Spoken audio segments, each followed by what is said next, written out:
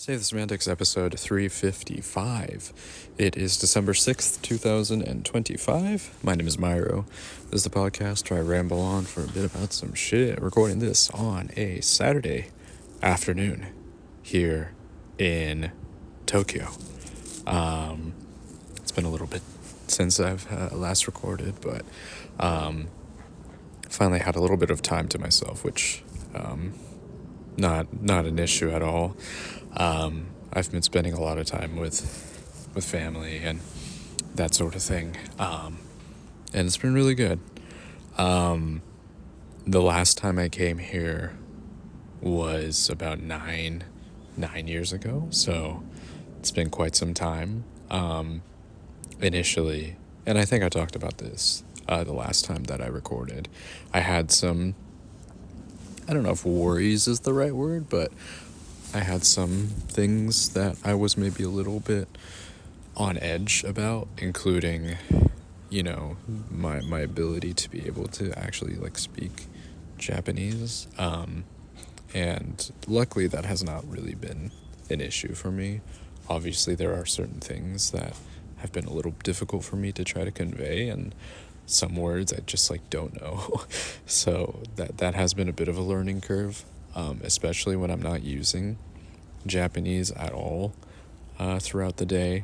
I really only talk to my mom in Japanese. I don't really have anybody else that I can speak it with. So, coming here, I've been really trying to just use it in most situations. I've had a couple of instances in some places where they kind of recognize that I'm not from here, and so they try to speak in English, which is fine. I understand that, they want to be accommodating and stuff like that, but I'm really trying to just not, I'm just trying my best to just speak the language, even if it's not conveyed super well, just be able to kind of have basic conversations, be able to order food and that kind of stuff, right? The basic stuff, other things, it's whatever.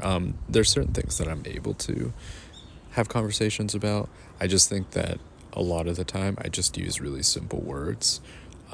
So my vocabulary is probably at an elementary level of Japanese. I can understand a good amount of things again, but there's just some more complexity that I'm just not, I just don't know. It's just not learned for me.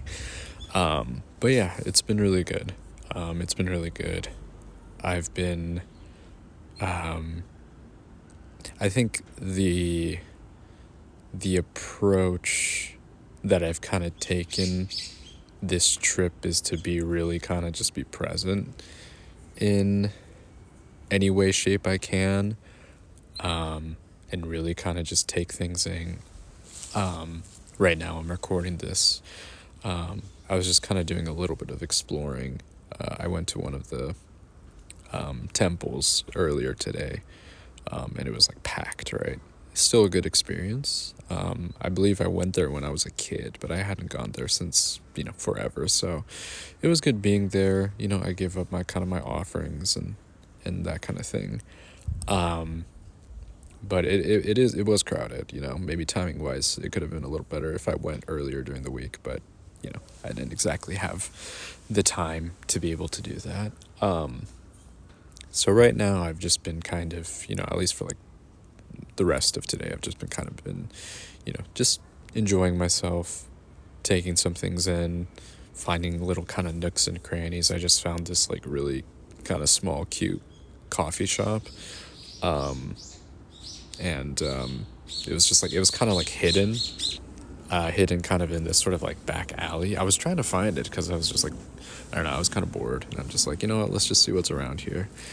What's something that kind of irks my interest. And yeah, I found this cute little coffee shop, and coffee was good, and I had this little cake, and that was good too. I think the biggest thing, well, I mean, there's a lot of things, but one of the bigger things is that just the food across the board has just been incredible. I feel almost spoiled to a degree, that it's going to take a little bit for me to like shift back to, just what I usually eat, which is, it's fine, but it's not anything, anything like what's over here. I mean, you can find good food at every corner, just everywhere. And it's kind of unreal, right? I mean, that is one of the things that I do remember from the last time that I came here, but it's still kind of a bit of a shock to me sometimes. I mean, you really can't really go wrong necessarily. Sure, maybe there's some fluctuations, but I think there is almost, and I think that that this is a cultural thing as well, is that there is almost this level of expectation in terms of service, in terms of quality, that I think is sort of derived from the culture itself, you know what I mean?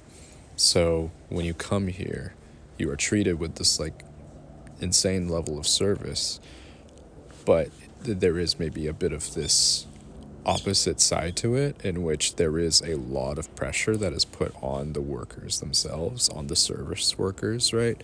And so I don't know how, I'm sure this has been something of a conversation in the last however long, as, things kind of start to, I mean, as things continue to modernize, and as places like Tokyo start to become a bit more of this like international kind of ground, and there's more, other different types of cultures that kind of seep in through here. I think that there is going to be a bit of a shift in that level of expectation, which I think might be, it's like, okay, so maybe you might not get the same level of service as you did previously, maybe when it was much more like dominantly Japanese, but still, you'll still get that. I just think it'll be of like to a different degree. You know what I mean? I think it's a good thing that, I mean, there's value and there's appreciation that comes from really good service and really good, customer interaction and that kind of thing. And so for the customer, this is like a haven, right? For that. If you're someone who values that, like, if you as the customer are incredibly valued, right? As long as you pay that same level of respect, right? Which I think is fairly, I think, easy for most people. I mean, it's easier for me because I'm familiar with the culture and just being Japanese and that kind of thing. But I think, again, as I'm kind of reiterating this, but I think there is like a difficulty with the service workers that do it. I mean, there's just this such a high level of expectation that I'm just like, there is like kind of that concern that I do have, right? And that's just kind of something that I've noticed. Another thing that I've noticed as well in regards to kind of being in restaurants and that kind of thing, especially restaurants, is that there is a bit more of diversity in terms of the workers. People that maybe are from, Southeast Asia, or, East, South or Southern Asia. So like, from like India or Sri Lanka, Pakistan, like there's, you got workers from, that part of Asia, Indonesia. And so I think that, obviously there has to be some type of assimilation for those workers, and that's probably difficult, and you could argue that's difficult for every type of immigrant. But I feel like there's probably even a higher level of difficulty for immigrants coming to Japan because of how high expectations there are for people, right? And so I think that's kind of where maybe it comes with a little bit of the molding of the culture, molding to sort of maybe satisfy a little bit more of like the international community, as opposed to kind of upholding what was already kind of established within the country. So I don't know. These are just things that I've been kind of thinking about and reflecting about. Another thing, so these last couple of days, as I mentioned, I went to one of the temples earlier today, and then yesterday I went to the Imperial Palace in kind of in the center of Tokyo. And I think one of the things that I've kind of noticed with spaces, well, one, just the cleanliness of everything, right? That kind of ties into the cultural norms and everything like that. But also, so Japan is very entrenched in Shintoism, which is kind of its main religion. Obviously, you have Buddhism as well. That's something I'm still kind of like trying to figure out, like kind of the history of it, like how much of it is Buddhism, and how much of it is like Shinto. I think Shintoism is a lot more of like ingrained within Japan, but it feels like there's kind of a bit of a hybrid of that. I don't know. That's something maybe I'll ask my relatives a bit more about that if they have any knowledge on that. But I've noticed that there is kind of this almost this like this type of value that's placed on nature, on these like natural settings, especially here in Tokyo, where it is very much urban sprawl, like across the board, right? Like even here in this park that I'm at, it's very small. There's like really not much going on here. There is this like degree in which like the placement of trees and stuff like that, and maybe I'm just like not paying attention, and maybe I'm just kind of noticing this now, because it might be a thing in like other places as well. But I think just being in a bit more of these like quote unquote like important places, there is this value, there is this importance that is placed on nature, right? And there is kind of this tie between the trees, to like kami, kind of rooted in Shintoism and that kind of thing. So it's just something that I don't know, I've just sort of noticed as well. It's me saying nature is important to human spirituality is not new. That's a very like it's a very like basic concept, but I think I'm just maybe being in a bit more of those types of places, I've noticed that a little bit more, as I've spent more time here. Another instance of this was, we took a day trip out to this kind of more mountainous area outside of Tokyo. It's about like an hour and a half or so away by train, called Hakone. It's a pretty, right now, when we went up there, I do remember it being pretty touristy for the most part. So there's a lot of tourists there from a lot of different places. But I mean, there's that kind of place where you got like the hot springs and that kind of thing. There is, there's even a more expansive level of kind of the natural connection between, the land and the people and that kind of thing. You know what I mean? But yeah, I don't know. It's just something that I've been just thinking about, and there's sort of this, this has probably been discussed in length, but one of the things that I think is sort of interesting, being especially in Tokyo, is the fact that, you've got this like megapolis, one of the biggest cities in the world, and the major religion of the country is so entrenched in the natural world. Like, how do you try to sort of bridge that gap almost, right?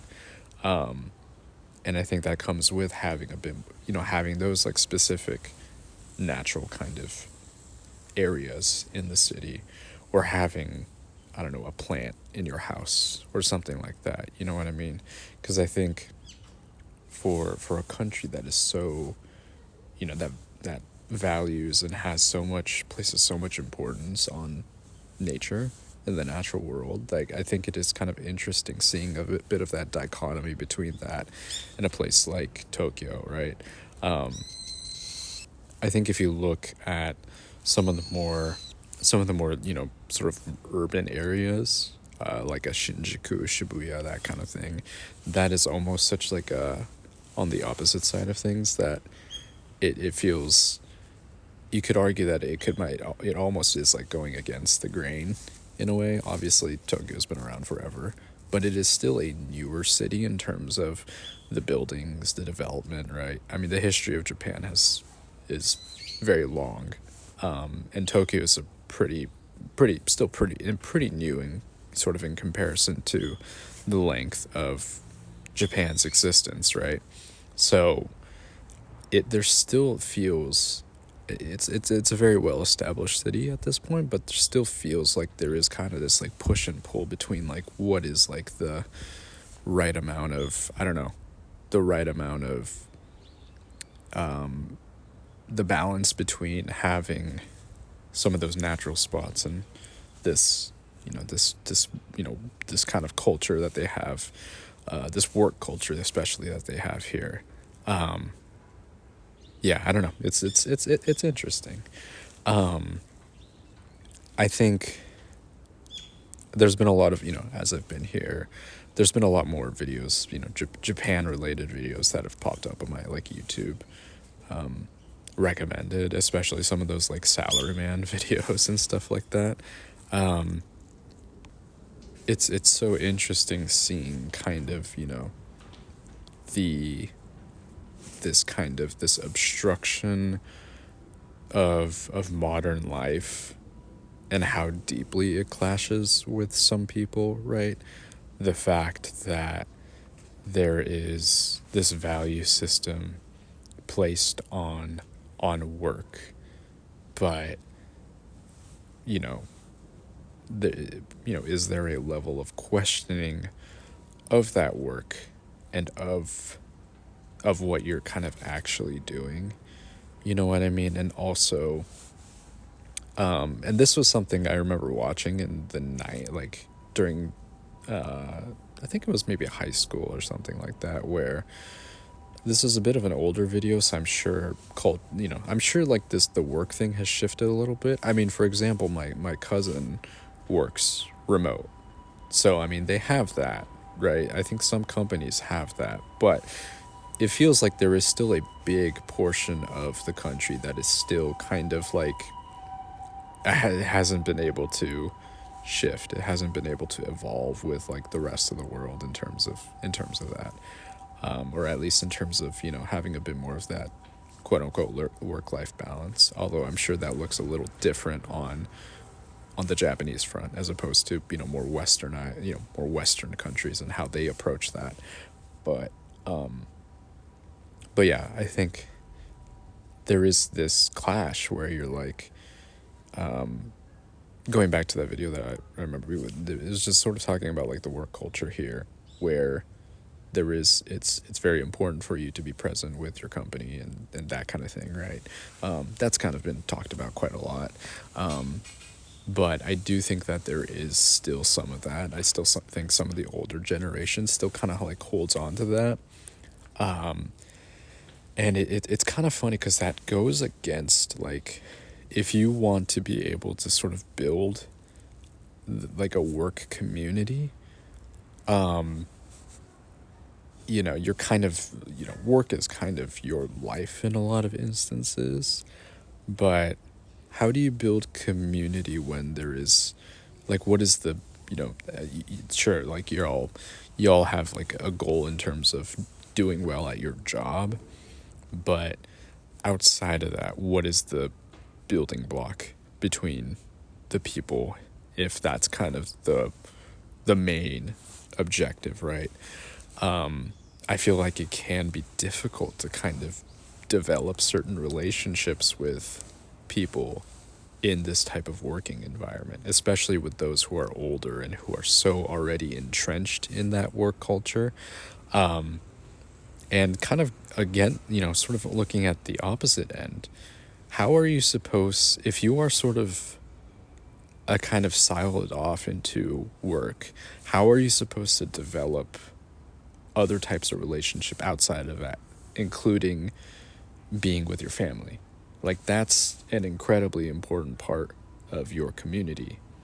And if you're as kind of siloed off and you are simply, a part of, kind of the working system, like how do you develop as an individual? I know that individuality is different here, right? Like there's a lot more of this you are part of the whole type of thing, but you can't be a part of the whole if you're like if you're, I don't know, if you're just simply working, right?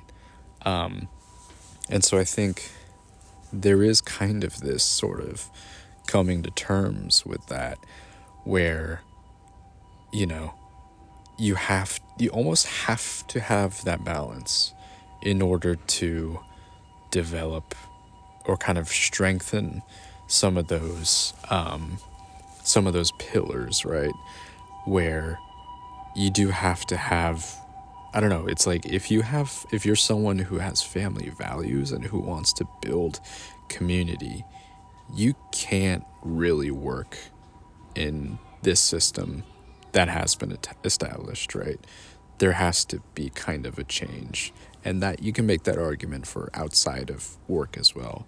Again, or outside of Japan as well. Again, it looks a little different in Western societies. I get that, but the concept is the same, right? I think in Western cultures, there's it's almost to the like the opposite effect, where it's like there is so much individualism that you're like you're essentially siloing off yourself in a way, because the only value that you bring is to yourself, while over here it's like to the opposite, right? The only value is you bring it to who you work for, right? And not necessarily to yourself. So I don't know, I think there has to be kind of a balance that is struck between that. And I think a lot of younger people definitely have already sort of wrestled with that and have already maybe shifted some of that mindset from what it used to be. But I still think that there is a lot of that older kind of culture that is kind of still seeped deeply within, especially Tokyo. It is also a very, an older country as well. The fact that there isn't like, people aren't having as many kids, that's, this aging population and everything. So there has to kind of be, you have like an aging and declining population. Like, where do the people come from? They're going to come from outside the country through immigration. And those people who come through immigration are going to have different sets of values than that of the country. So there is going to be, and there probably already has been, a bit of a shift in some of those values, because there is that outside influence, right? I think it is like, it's hard to, I don't know, it's hard to sort of make arguments and hard to sort of discuss things like immigration, because that is a pretty complex topic. And I myself, as a child of two immigrants, I think there is something there about, two people coming from two different places sort of assimilating into a specific type of culture and, making it work for the most part. But that's not always going to be the case, right? Sometimes it's incredibly difficult to try to learn the traditions and values of places. And so, and also, I think there is some importance in being able to kind of still hold some of those, you can assimilate, but you still can hold the things that that you were raised on. So, like, for example, my mom being born in Japan, she still instilled in me some of those, like, values that she learned from here, right? Being raised here. So I think that, as sort of time progresses, I think that type of, I feel like that type of approach can work, where, for people that are immigrating into Japan, obviously you have to pay your respects, and you have to kind of respect the place that you are in, but you can still bring something with you where you originally came from. If you came with family, obviously you can, work with that. But I don't know, I just think that there has to kind of be a balance as things move on. This is the same thing that can be said about, the US, right? I mean, the US is a lot more of a melting pot of different, you know, different ethnicities and that kind of thing.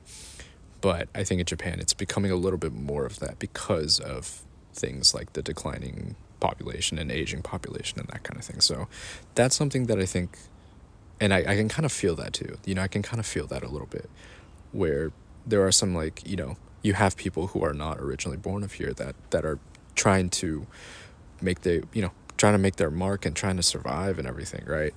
Everybody's just trying to do that. And you're also trying to balance out just the level of expectation that comes with traditional Japanese society. So it's very interesting kind of seeing that and seeing kind of this perspective and everything. So I don't know. That's kind of what's been on my mind as I've been here, along with being able to enjoy, the company of my family and, you know, enjoying food and all that kind of stuff, right? Is being able to kind of reflect on some of the things that are happening here, doing a little bit of a comparison to what's going on in the US and everything like that, right? Obviously, there are plenty of other issues that plague the world and everything, but it's maybe a bit more of that smaller aspect that I've sort of reflected on a little bit as I've been here. Anyways, I think I'll probably keep it a little brief, but yeah, I just wanted to come on and talk a little bit about being here and just sort of and really just enjoying my time and everything. Yeah, I mean, it's a beautiful country, and I hope that I can kind of continue to make the trek out here on a more regular basis. Now that I've had a little bit of, now that I am able to do that, financially and stuff like that, I hope that I'm able to kind of make my way back here, and see family a little bit more often, because I think, again, that's like another thing kind of tying back to what I was saying. It's important to, continue to sort of, you don't necessarily, maybe you don't need, maybe you don't necessarily need to like strengthen every type of relationship, but I think it is good to have those types of relationships outside of maybe, your nuclear family and your nuclear friend group. And I think that's something that that's something that I had sort of thought about, before I came. And, I'm hoping that I can kind of continue to do so, in the coming years. Anyways, that's going to do it for now. Thanks for listening, as always. This has been Save the Semantics. Signing off.